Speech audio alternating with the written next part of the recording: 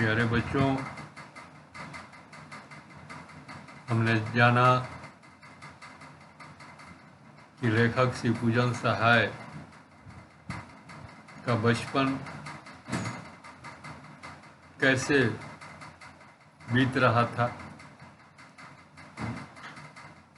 अपने पिता से उनका बेहद लगाव, पिता के अंग थे वे, और पूरी दिनचर्या पिता के साथ ही बीतती थी। पिताजी स्नान करने के बाद 500 बार कागज के छोटे छोटे टुकड़ों पर राम नाम लिखते और आटे की गोलियां उसमें लपेटते और गोलियों को लेकर गंगा जी की ओर चल पड़ते थे।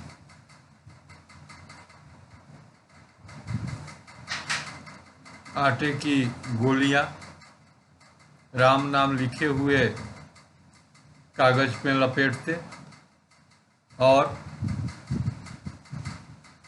गंगा नदी की ओर चल पड़ते थे।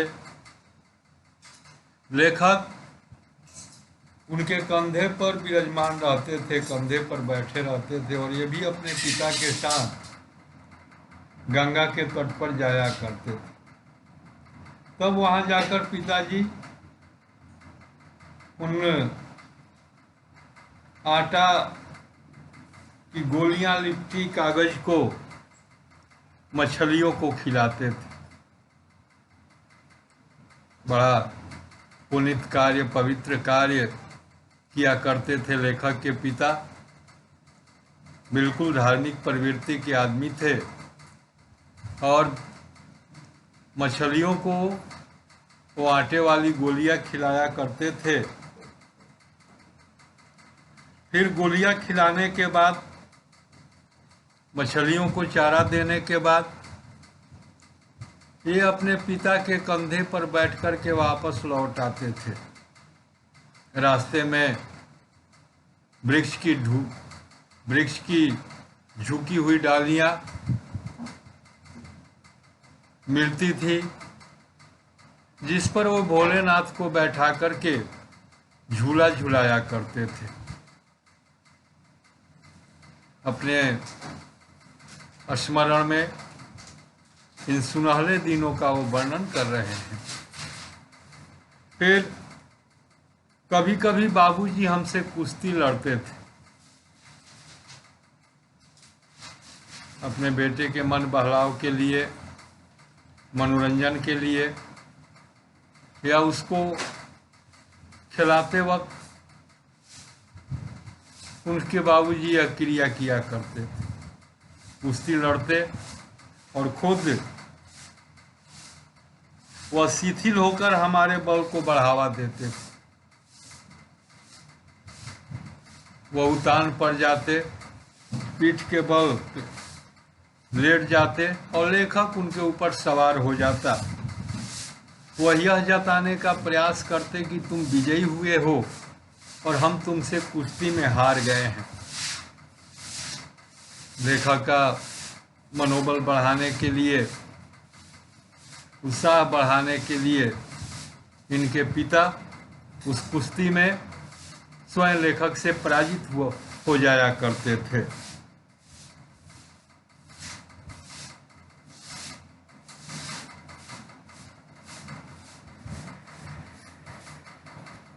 फिर इनकी लंबी लंबी मूछें उखाड़ने लगते।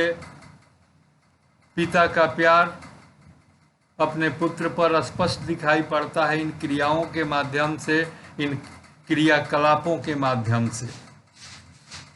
खट्टा मीठा चुमा की मांग करते, दाढ़ी गड़ा देते उनके नाजुक कोमल गाल पर, वे गुस्से में आ जाते। तो ये क्रियाएं एक प्यार का प्रदर्शन, जो कि अपने पुत्र के प्रति पिता या माता के द्वारा किया जाता है। लेखक बहुत सौभाग्यशाली रहे कि इनके पिता का भरपूर प्यार इन्हें मिला और ये अलग खड़े होकर के रोने लगते, फिर पिता बनावटी हंसी हंसते, साथ खेलते कूदते, बच्चों का मनोरंजन करते, ये घर चले आते।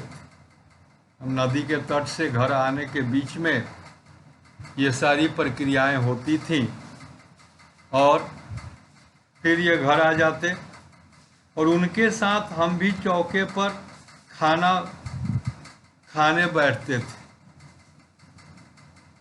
अब घर आकर के चूंकि नहा धोआ करके अपना जो भी पूजा पाठ, मछलियों को दाना चारा खिलाना, फिर भोलेनाथ को झूला झूलाना और उनसे कुश्ती लड़ना, पराजित होना, ये तमाम क्रिया करने के बाद ये अंत में घर जाते और खाने के लिए बैठते थे। दोनों बाप बेटे यानी लेखक और इनके पिताजी एक साथ बैठकर खाना खाते थे। और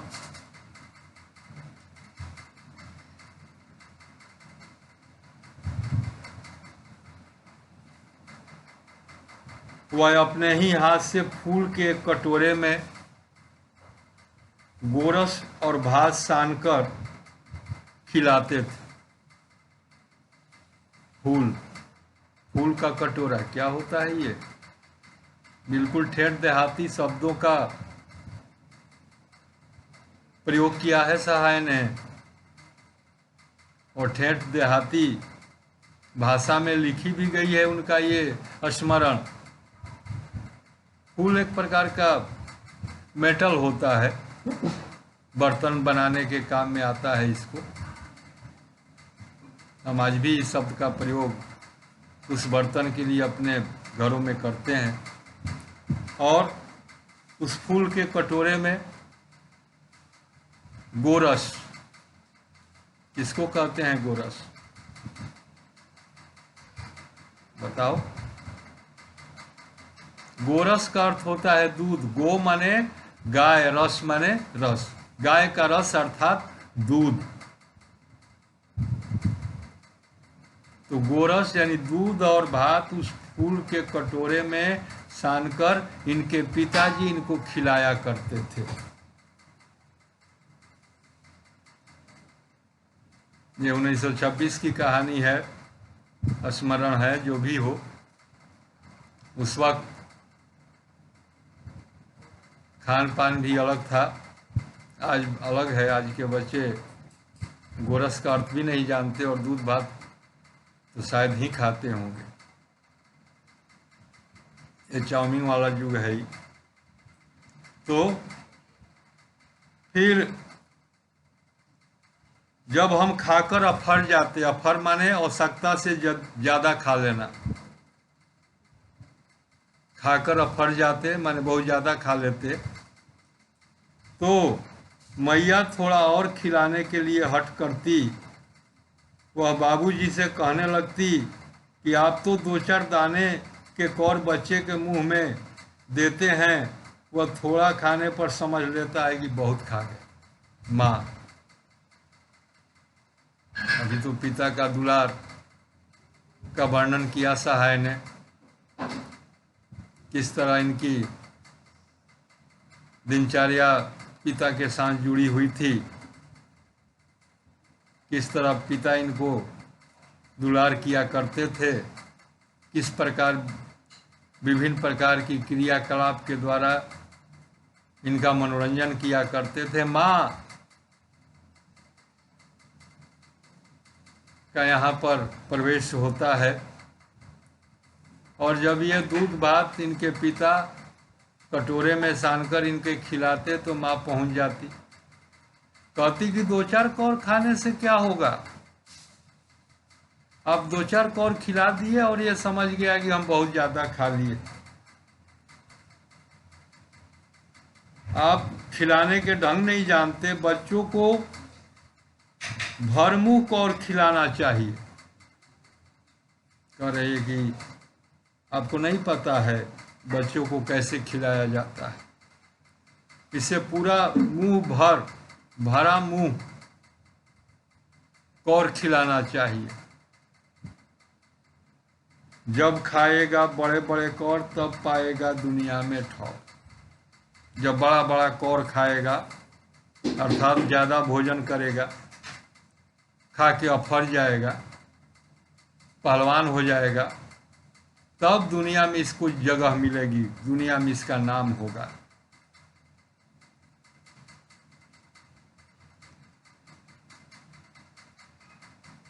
देखिए, मैं खिलाती हूँ, मर्दुए क्या जाने बच्चे को कैसे खिलाना चाहिए। और चूंकि माँ को इनके पिता के द्वारा खिलाने पर संतुष्टि नहीं होती है,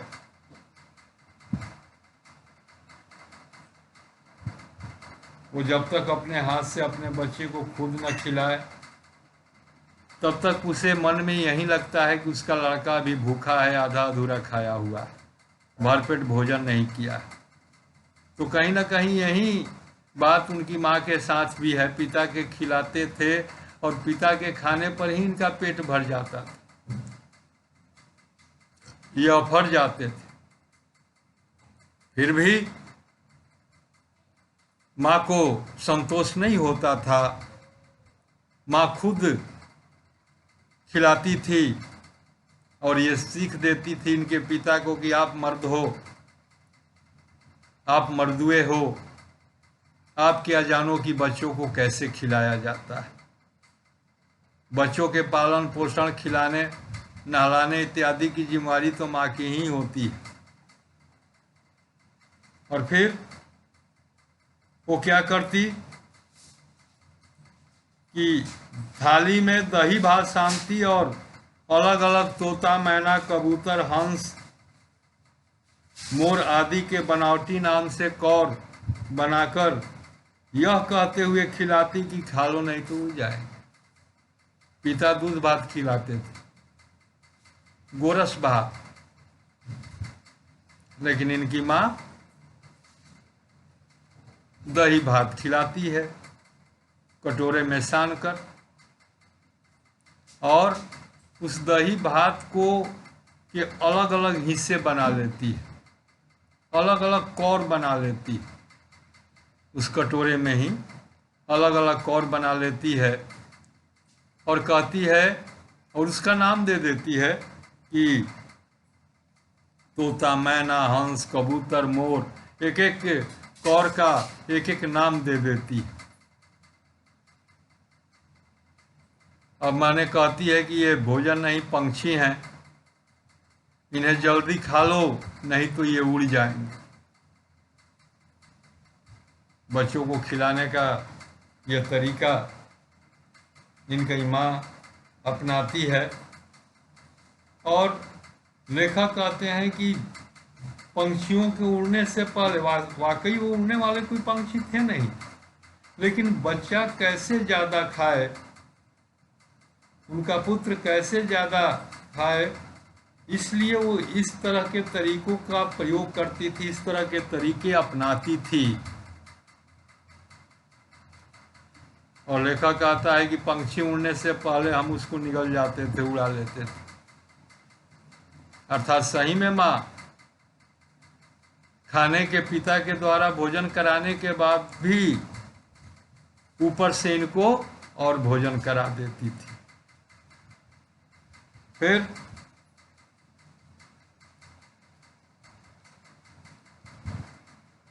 जब हम बनावटी चिड़िया चट कर जाते, यानी कि माँ के द्वारा भी परोसे गए और बनाए गए भोजन को खा जाते, तब बाबूजी कहने लगते कि अब जाओ, राजा हो गए, जाओ खेलो। फिर बस हम उछल कूद करने लगते और रस्सी में बांधा हुआ काठ का घोड़ा लेकर के गली में निकल जाते थे। और भरपेट खाने के बाद बाबूजी का आदेश होता कि आप अब राजा हो गए, खा पी लिए, ठीक हो गए, तंदुरुस्त हो गए, अब आप जाइए खेलिए। और ये खेलने के लिए अपना कौन सा साधन प्रयुक्त करते थे, तो काठ का घोड़ा, लकड़ी का घोड़ा, जो कि इनका खिलौना था, उसको लेकर के ये गली में निकल जाते और जब कभी मैया हमें अचानक पकड़ पाती, तब हमारे लाख छटपटाने पर भी एक चुल्लू कड़वा तेल हमारे सिर पर डाल देती थी।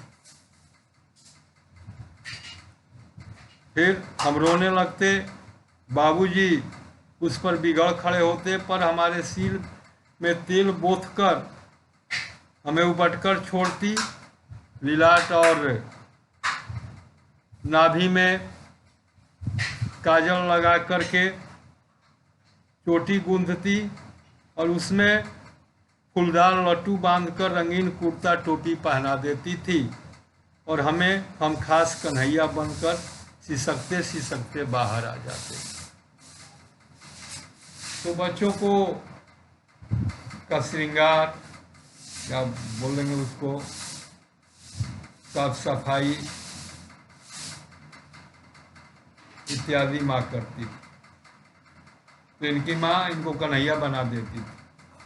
अब माँ कन्हैया कैसे बनाती थी, या इनको पकड़ लेती थी, क्योंकि बच्चे अपने मन से तेल लगवाना, केस संवारना, स्नान करना, खेल के आगे ये सारी चीज़ जो साफ सफाई से संबंधित है करना नहीं चाहते हैं।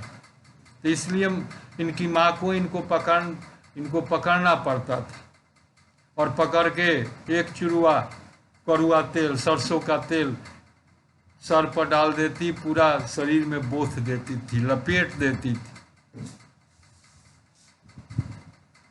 और ये रोने लगते। क्यों रोने लगते? क्योंकि इनको तेल लगाने का, चोटी गूंथने का, इस सब का कोई मन नहीं करता था। ये तो खेलने की इच्छा इनके मन में रहती थी, खेलना चाहते थे, लेकिन इनके खेल में विघ्न डालकर इनको संवारा जाता था, इनकी साफ सफाई शारीरिक की जाती थी।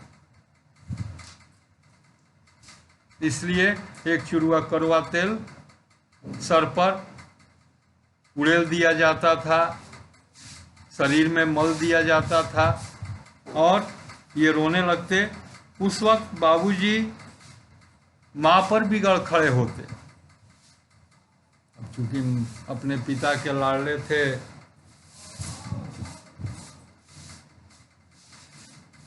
उनकी संभवतः इकलौते संतान थे, क्योंकि भाइयों का जिक्र नहीं किया है इन्होंने अपने स्मरण में। तो इनके रोने के कारण पिता माँ पर गुस्सा करते होंगे, लेकिन वो नहीं मानती थी। तेल बोतकर उबटकर नाभि और लीलार में काजल की बिंदी लगाकर और चोटी गूंथकर रंगीन कुर्ता टोपी पहना देती थी, इनको सजा देती थी, इनको संवार देती थी और ये कन्हैया बन जाते थे। फिर बाहर आते ही हमारा बाट जोहने वाला, बाट माने राह, बाहर आते ही इनकी राह जोहने वाला, इनके दोस्तों का, मित्रों का झुंड मिल जाता था। हम उन खेल के साथियों को देखते ही सिसकना भूलकर बाबूजी के गोद से उतर पड़ते थे। देखा कह रहा है कि माँ तो रुला देती थी, पिताजी गोद में लेकर बाहर निकलते और जब हम बाहर आते तो देखते कि हमारी बाट जो होती, हमारी राह देखती मित्र मंडली मिल जाती थी और अपनी मित्र मंडली को देख करके, बच्चों को उछलते कूदते खेलते देख करके सहायक लेखक सिसकना, रोना भूल जाते और पिता के गोद से उतरकर मित्र मंडली में शामिल हो जाते थे।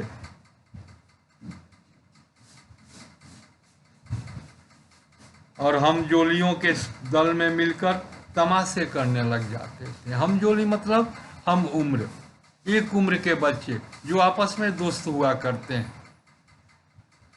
एक साथ खेलने कूदने वाले बच्चे, ये हम जोली होते हैं।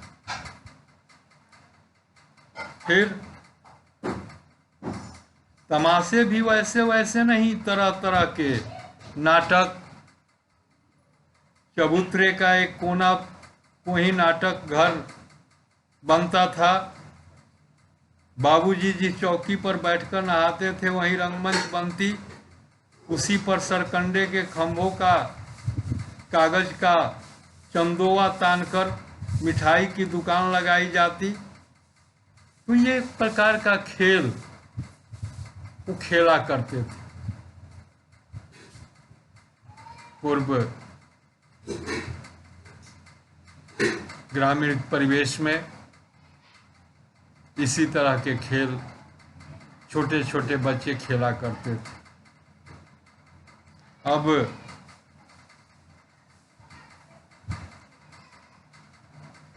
चबूतरा एक ऊंची जगह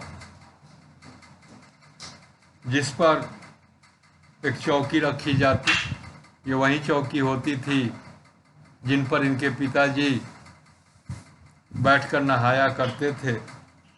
और कागज का चंदोवा, चंदोवा बोलते हैं सामियाना को।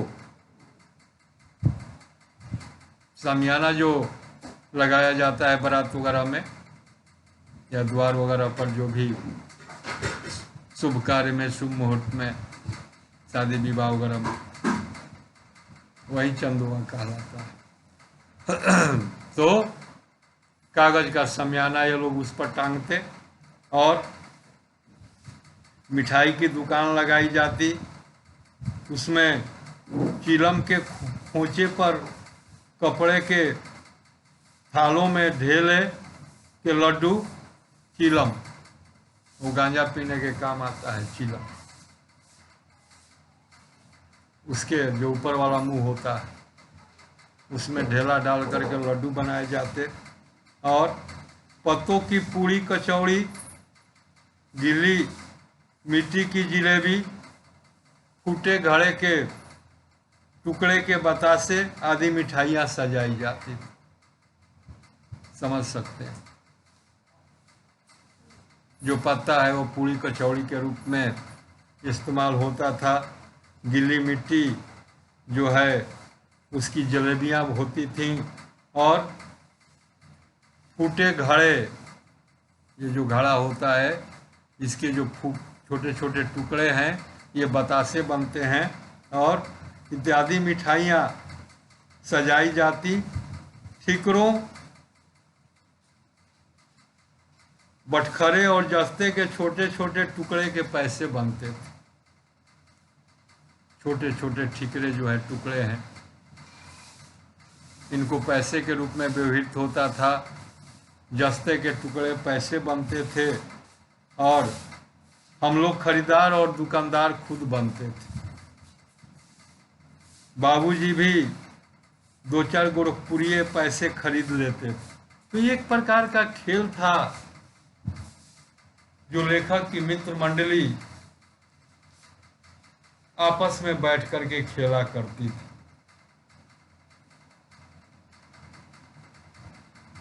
और इस तरह के खेल और खिलौने अब देखने को नहीं मिलते हैं। फिर अगले खेल की ओर ये लोग बढ़ जाते थे।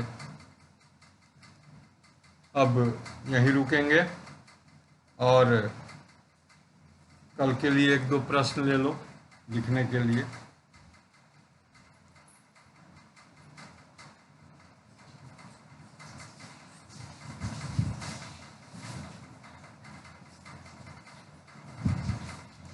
प्रश्न संख्या 1, पिता के खिलाने के बाद भी, पिता के भोजन कराने के बाद भी इनकी माँ लेखक को क्यों और कैसे खिलाती थी? पिता के द्वारा भोजन कराने के बाद भी इनकी माँ लेखक को क्यों और कैसे खिलाती थी?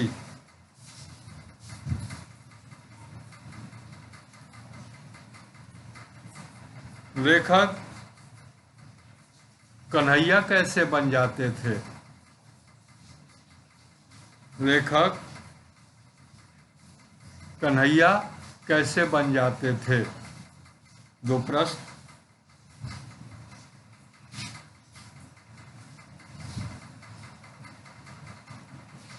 इनके पिता इनको प्रसन्न करने के लिए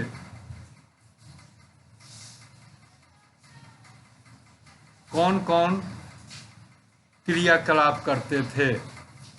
इनके पिता इनको प्रसन्न, लेखक को प्रसन्न करने के लिए इनके पिता कौन कौन क्रियाकलाप करते थे?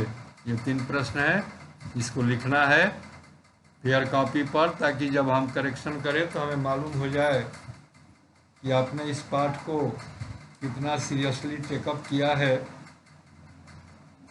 कितना समझा है। ये हमारे लिए जानना जरूरी है। जितना हमने शुरू में क्लासरूम में ही बताया था कि हमारे द्वारा जो अभ्यास प्रश्न लिखवाए जाएंगे उस पर डिपेंड नहीं रहना है, आपको पूरा पाठ समझना है। पूरे पाठ पर आपकी पकड़ होनी चाहिए, ताकि कहीं से भी कैसा भी प्रश्न पूछा जाए तो आप उसके उत्तर लिखने में समर्थ हों। Okay, thank you.